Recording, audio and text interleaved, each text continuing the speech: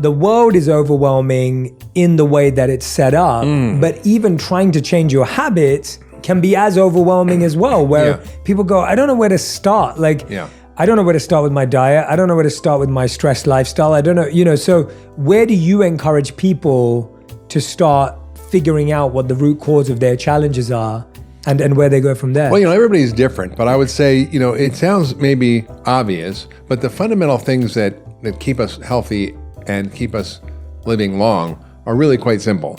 And there was a study many years ago by James Fries who he published in the New England Journal of Medicine where he looked at what he called the compression of morbidity, the idea that we could have our health span equal our lifespan. Most of us spend the last 20% of our lives sick, right? So you might live to 80, but the last 20% of your life, maybe 20 years or a little bit less, you're going to be unwell. That's not fun. And he found if you just kept your ideal body weight, if you exercised and you didn't smoke, you'd live a long, healthy life, and you would die quickly, painlessly, and cheaply. But if you didn't, you would die long, expensive, painful deaths at early, right? So I think where do people start? I think they start with the very foundational basics of self-care, which is food and exercise and stress reduction tools like you have in Calm where you teach people 7-minute meditations. You don't have to go to a monastery like you did for 3 years. You can learn how to increase your sleep quality. These are really foundational basic things that everybody needs to know how to do. And there's little differences for everybody, but the food stuff is really pretty straightforward. Eat real food. If it's basically grown in a plant, eat it. If it's made in a plant, stay away from it. Right? I used to do a lot of work with churches and faith-based healing and wellness, not faith healing, but faith-based cultures and wellness. And although I'm not opposed to faith healing either. And I used to say, it's really simple to know what to eat. Leave the food that man made, eat the food that God made. It's something a 5-year-old can understand. Did God make an avocado? Yes. Did he make a Twinkie? No. It's not that hard. So stick with things that are as close to what their original form was. Eat foods that are rich in plants. I call it plant-rich diet, which is all the phytochemicals in plants are medicines. Make sure you have adequate protein as you get older because that is important for building muscle, and muscle is the currency of aging, and we get frail and decrepit as we get older because we lose muscle. Learn some simple practices of exercise that work for you, whether it's taking a walk. Resistance training is pretty important as you get older, which is either bands or body weight or weights or something. There's all kinds of techniques out there. But I was lazy about this. I didn't start till I was 60, but I really transformed my body, even starting at 60 years old compared to where I was at 40. I'll show you a picture later of my before and after, but it's pretty impressive. And I think the other part is, optimizing your sleep, and all the practices of how to do that are in the book. And then there's, extra layers of things you can do, such as the right supplements. And then there's all these emerging longevity therapies that are out there that are called hormesis, which means things that are stressful to your body, but they won't kill you. So exercise is a stress. If you're lifting weights, you're tearing muscles, you're building new muscle. Everybody's familiar with that. And you get stronger. Basically, what doesn't kill you makes you stronger. And there's phytohormesis, which are these plant compounds that are the plant's defenses that we consume, but that help our bodies activate healing responses. So like all the colorful vegetables, fisetin in strawberries, there's things in pomegranate, urolithin A, the catechins in green tea, and the list goes on, and there's lists and lists of them in the book and how to optimize that. And then there's really simple ways to sort of optimize your timing of eating to activate repair systems. So one of the key strategies around food is to use it to activate these ancient longevity switches. So we weren't meant to eat all the time. We have hundreds of genes that help us adapt to starvation, but very few that help us adapt to abundance or excess, which we have now. So when you have periods of fasting, which has been done throughout the centuries for various religious or spiritual reasons and various practices, but it could be just an overnight fast for 12 hours or 12 hours or 14 hours or 16 hours. That gives your body a chance to clean up. Imagine like being in your kitchen and cooking every night and never washing the dishes and never cleaning up and never, like you wouldn't do that.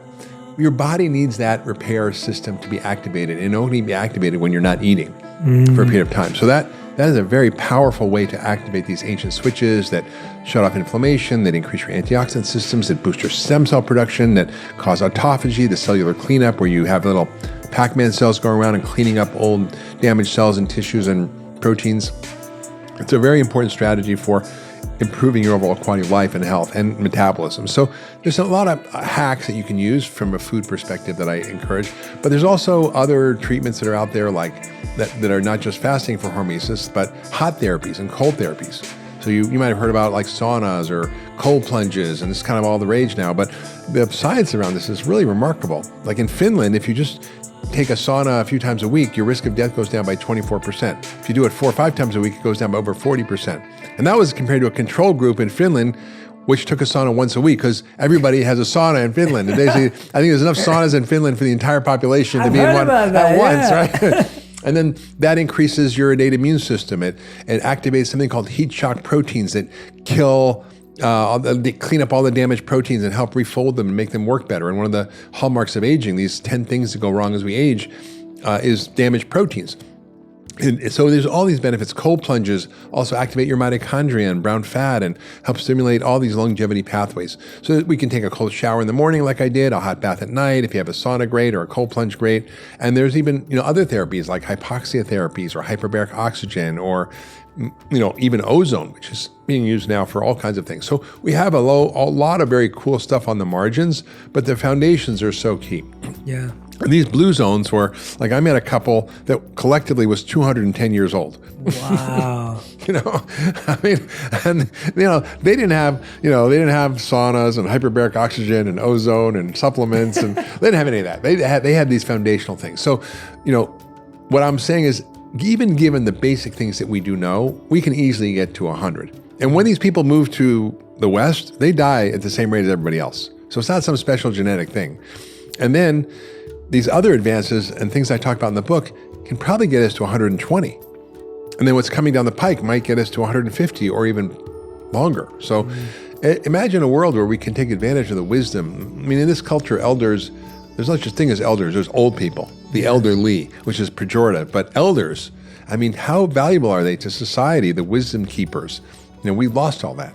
And imagine, like now I'm like going to be 63 next week. You look incredible. You look amazing. You're the best. You're the best representative for this. Yeah, I had 4 facelifts. It's good. No, actually, I think it's remarkable because I feel like I'm finally figuring life out. I'm finally figuring out how to be happy and have good relationships and live my life in a balanced way and take care of myself. And I've kind of figured so much out. Not everything, obviously, but I feel like now I'm just beginning. And now most people at 63 are winding down. And I remember as a kid, 63 was like an old person. Like, but I'm going heli skiing this year. I'm learning how to surf better in December. I'm going riding horses on the beach in Mexico next week. I'm doing all these things that are just very physical, active things that you wouldn't think a 63-year-old could do. Yeah. But the body is capable of that. With your journey though, when you said you started at 60, like doing strength or resilience-based training, etc., was health something that came very late in your life, or was it like always no, not at all. Always mindful of? No, you might not know this, Jay, but I was a yoga teacher before I was a doctor. I did not know that. Yeah. So I studied Buddhism in college, and medicine was an afterthought. So I was living with a PhD student in nutrition at Cornell, and I studied nutrition. I learned about nutrition against disease. I was a vegetarian for many years, and I basically was very focused on health and well-being. I ran 5 miles a day. I did yoga all the time, but I didn't do weights. I didn't do resistance training. So I was like, I'm doing yoga. I run. I bike. It's fine. I play tennis, whatever. But I thought I didn't like it. Gyms are smelly, and every time I'd do push-ups, my chest would hurt. I'm like, this is dumb. But then I couldn't do 10 push-ups when I was 50, and now I can drop and do like 75, 80 push-ups without stopping. Wow. Okay, that's impressive. Yeah, it's just the body has the ability at any age to kind of recover. And my dad was 89. He couldn't get up out of a chair because he just kind of had gotten a little frail. Yeah. So I got him a trainer at 89 for the first time, and he was able to get so much fitter and stronger and more functional. So it's never too late to start. Yeah, I feel like the biggest challenge that I'm noticing in all of this is that I was saying to someone recently that if I asked everyone, how many of you want to eat healthier, everyone would raise their hands. If I asked people the question, how many of you want to work out more, most people would raise their hands. We don't have a challenge in desire, we have a challenge in habits, where we don't know how to move away from this compelling feeling we have to go with what feels good in the moment, right? Like when you look at food, it's like choosing a bowl of vegetables or a bowl of fries. Like you're going to choose the fries out of habit.